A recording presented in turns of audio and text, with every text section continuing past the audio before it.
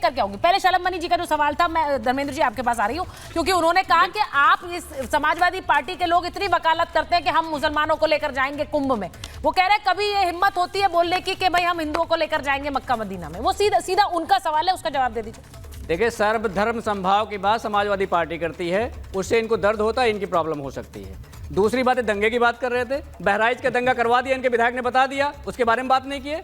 कानपुर का दंगा करवा दिया, उसके बारे में बात नहीं किए। संभल में 5 निर्दोषों की जान ले लीजिए, उसके बारे में बात नहीं किए। अभी आ रहे हैं दूसरी धर्म पे बात कर रहे हैं। जो मर्यादा पुरुषोत्तम भगवान राम का मंदिर बना, माननीय न्यायालय, उच्चतम न्यायालय के आदेश पे बना, और अयोध्या की जनता ने समाजवादी पार्टी को अपना जनादेश देके, जनाशीर्वाद देके आपको बताया कि आप नकारात्मक राजनीति छोड़ दीजिए, देश को सही रास्ते पर ले जाइए, नहीं जनता आपको ठिकाने लगा देगी। फिर भी आपको समझ में नहीं आई। दूसरी बात हो गई। तीसरी बात है वाराणसी की, कह रहे हैं वाराणसी में 300 से ज्यादा मंदिर तोड़ दिए गए, तब भारतीय जनता पार्टी किसी नेता के मुंह से आवाज नहीं निकली, और विष्णु शंकर जैसे लोग भी आवाज नहीं निकाल पाए। तीसरी बात, विष्णु शंकर जैन जैसे लोग आपके चैनल पे आकर मजे की बात बताता हूँ, जैसे लोग, ठीक है, विष्णु शंकर जैन जी कह रहे हैं, सुनिए, विष्णु शंकर जैन जी कह रहे हैं आपके चैनल पर एक मजे की बात बताता हूँ। ये इतना बड़ा प्लेटफॉर्म है, आपकी मजे लेने के लिए प्लेटफॉर्म नहीं है। आप फैक्ट पे बात करिए और फैक्ट के साथ बात करिए, आपके मजे लेने की जगह नहीं है। दूसरी बात, विष्णु शंकर जैन जी, विष्णु शंकर जैन जी भगवान विष्णु को धोखा दिए, विष्णु शंकर जैन जी भगवान शंकर को धोखा दिए, जैन धर्म में चले गए। धर्मेंद्र जैन धर्म में चले गए, सुनिए पहले, जैन धर्म में जाने के बाद हिंदू धर्म की रक्षा के लिए इस्लाम की खुदाई करवा रहे हैं पूरे देश में। ये है इनका सामाजिक। अच्छा, आप मुझे एक बात बताइए धर्मेंद्र जी, इनको समझना पड़ेगा।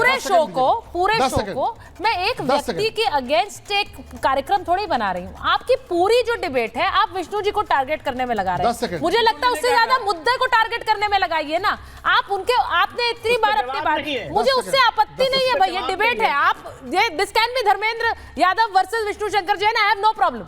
लेकिन पॉइंट ये है कि मुद्दे को तो आगे रखिए। विष्णु जी को टारगेट करके आपको क्या हासिल हो रहा है? मैं बस इतना, शलभ मणि जी कुछ बोलना चाह रहे हैं, मैं आ रही हूँ। दाना जी, मुमताज जी को लीजिए। हाँ बोलिए शलभ जी, बोलिए शलभ जी। देखिए, ये देखिए धर्म निरपेक्षता देखिए। हाँ। एक व्यक्ति अगर हिंदू धर्म के लिए लड़ रहा है, हाँ। जो मंदिर तोड़े गए, जो हमारी बावड़ी खत्म की गई, उनके लिए लड़ रहा है, तो कितना बड़ा दुश्मन हो चुका है समाजवादी पार्टी के लिए। ये इनकी धर्म निरपेक्षता की पोल खोलती है। कट्टर से कट्टर मौलानाओं के चरणों में ये लोग पड़े रहते हैं। जो कट्टर से कट्टर मौलाना है, को नहीं मानते लोग।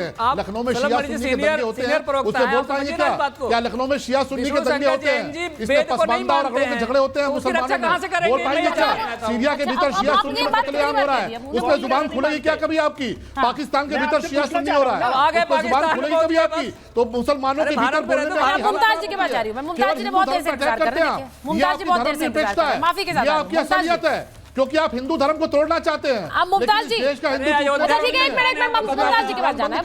अपने आप को यदुवंशी कहते हैं। मैं एक चीज पूछ रही हूँ मुमताज जी, चक्रपाणी जी आप बैठे हुए हैं, उन्होंने कहा कि जो इस तरह के मौलाना बोलते हैं कि भाई जमीन वक्फ की है, इस पर कैसे आयोजन हो रहा है, ये तो दुश्मन के इशारे पर काम करते हैं, इनकी गिरफ्तारी होनी चाहिए। वही बात परमहंस आचार्य कह रहे हैं, वो तो उन्होंने तो ये कह दिया कि इसकी गिरफ्तारी जो करेगा, जो इसको पकड़वाएगा, उसको मैं इनाम दूंगा, जो इसका मुंह काला कर देगा। देखिए, सबसे पहली चीज ये कि कौवा कान ले गया और सब कौवे के पीछे दौड़ गए कि कौवा कान ले गया, अपनी नाक जो है वो कान देखते नहीं, नाक देखते नहीं। भाई ये क्या बात है? शहाबुद्दीन क्या ठेकेदार है क्या? जिम्मेदार वक्फ बोर्ड है क्या? वक्फ बोर्ड के चेयरमैन ने ये दावा किया क्या? वक्फ बोर्ड के चेयरमैन ने ये बात कही? अगर हम ये कह दें कि साहब ये रिपब्लिक भारत हमारा है, तो क्या उस पे शो होने लगेगा? ये बिल्कुल बेकार है, बकवास है। और मैं तो बार बार कहता हूँ कि शहाबुद्दीन जो है वो तो दरअसल बीजेपी के एजेंट हैं। वो योगी जी के भक्त हैं, मोदी जी के भक्त हैं, और ये उन्हीं के बीजेपी के इशारे पर ही इस तरह के बयान दिए जा रहे हैं। और इसलिए अब उनको जेल भेजिए, चाहे उनको नेता बना दीजिए, जो कर रहा है चुप क्यों नहीं करा रहे हैं? इस महाकुंभ का आयोजन में ये आपका कौवा जो काव काव कर रहा है, इसको चुप क्यों नहीं करा रहे हैं? ये बताइए, कम से कम आपका भी मुमताज है कि कौवे को चुप कराए। अरे काहे उनको पहले दी कौवे का मुंह काला हो जा रहा है और ठेकेदार क्या मुसलमानों बिगाड़ रहा है कौवा। नहीं, दूसरी चीज कौवा सद्भावना बिगाड़ रहा है। चक्रपाणी महाराज जी वो हमारे ठेकेदार नहीं है, ज्यादा काम सुन लीजिए, और हमारे धार्मिक मामलों में पता नहीं क्यों ऐसा लगता है। आप बताओ, इतना परम पवित्र महाकुंभ की जाएगी, 144 साल का आया है हमारा मुमताज जी, और मैं एक बार वापस उस बात पर आना चाहती हूँ, क्योंकि मुझे ऐसा लगता है, है, और ये मुझे व्यक्तिगत रूप से लगता है कि इस तरह के बयानों से, खासकर एक ऐसा आयोजन, मुझे लगता है धर्मेंद्र जी, शलभ जी आपको स्क्रीन पर ले लीजिए जरा, धर्मेंद्र जी मुझे ऐसा लगता है कि महाकुंभ का आयोजन है, इसमें आपकी भी श्रद्धा होगी, गलत तो नहीं कह रही हूं मैं धर्मेंद्र जी? नहीं, महाकुंभ के आयोजन में आपकी श्रद्धा होगी? बिल्कुल श्रद्धा है। हाँ। मैं फिर कह रहा हूं, उनकी जो चिंता है, धर्मेंद्र जी को स्क्रीन आप अपने पैनल में देख लीजिए। पूजी चकवाड़ी जी किस तरह से बैठे हैं, कान भी बंधा हुआ है, मफलर भी लगा हुआ है, जैकेट भी पहने हुए हैं। अगर कोई बुजुर्ग, कोई बच्चा श्रद्धा के नाते महाकुंभ में डुबकी लगाने जाता है, तो प्रशासन की जिम्मेदारी है कि 6,000 करोड़ रुपया जो उन्होंने उसके लिए आवंटित किया है, उसका पूरा उपयोग आम जन की सुविधाओं में हो। भारतीय जनता पार्टी के नेताओं की जेब भरने में ना हो। इतना बड़ा आपसे वो नहीं मांगा, मैंने आपसे पूछा आपकी श्रद्धा है ना आस्था के कुंभ में कि नहीं है?